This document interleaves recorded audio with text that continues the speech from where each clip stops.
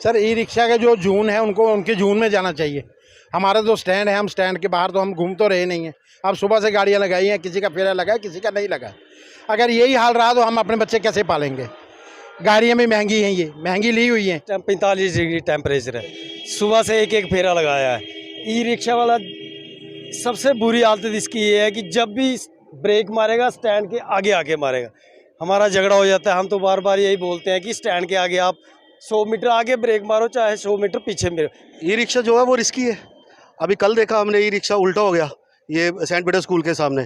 बीच में से दो बच्चे बैठे हुए थे, दो लेडीज़ थी। बड़ी मुश्किल से था, लोगों ने उठा के उसको सीधा किया।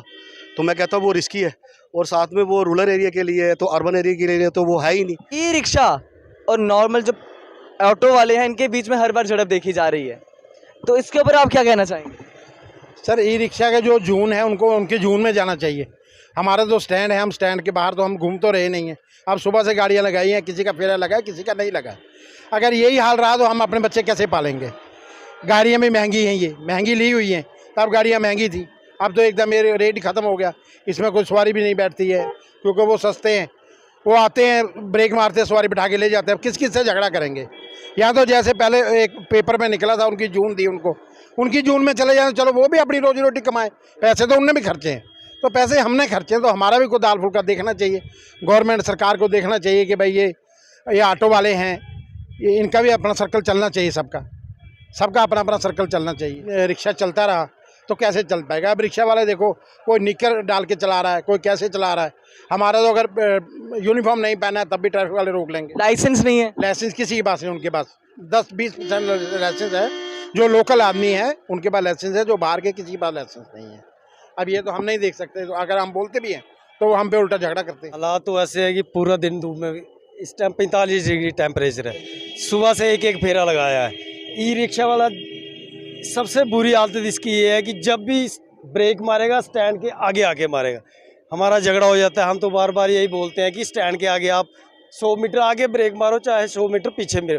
मगर जब भी ब्रेक मारे बोलते हैं हम कहाँ जाएंगे, जब हम उनको बोलेंगे भाई आप आगे जाओ, बोलते हैं आप हमें कौन होते हैं निकालने वाले, आप डीसी से उनको पूछोगे गाड़ियाँ क्यों पास कर रहे हैं।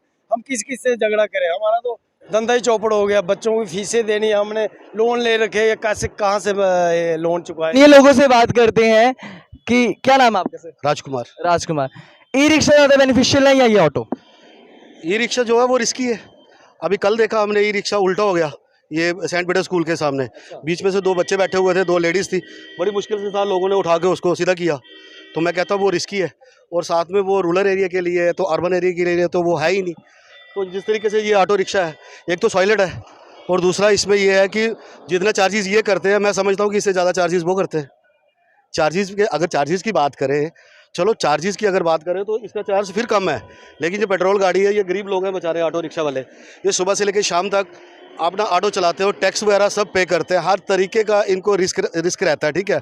और विद प्रॉपर यूनिफॉर्म्स में, और लोकल लोग हैं यहाँ के, और अच्छे से काम करते हैं, और काफ़ी टाइम से काम कर रहे हैं। और गवर्नमेंट ने इनको अलाउट्स भी किए हुए हैं, ऑटो रिक्शा स्टैंड्स वगैरह इनको अलॉट्स किए हुए हैं। तो अब तो उनका डिस्प्यूट ही रहता है ई रिक्शा वालों का। कभी वो कहते हैं, आए दिन देखो आपस में झगड़ा सा रहता है, कभी डीसी ऑफिस में डेपुटेशन जाता है, कभी कहीं कभी कहीं कभी कहीं। तो ये सब चीज़ें अच्छी नहीं है। अगर ई रिक्शे को चलाना है, स्मार्ट सिटी अगर बनानी है, ई रिक्शे का पर्टिकुलर कोई एक वे होना चाहिए, पर्टिकुलर कोई एक साइट्स होनी चाहिए ना, रूल्स होना चाहिए, ताकि ऑडियंस को, पब्लिक को भी पता चले और किस तरीके से किस चीज़ को क्या करना है।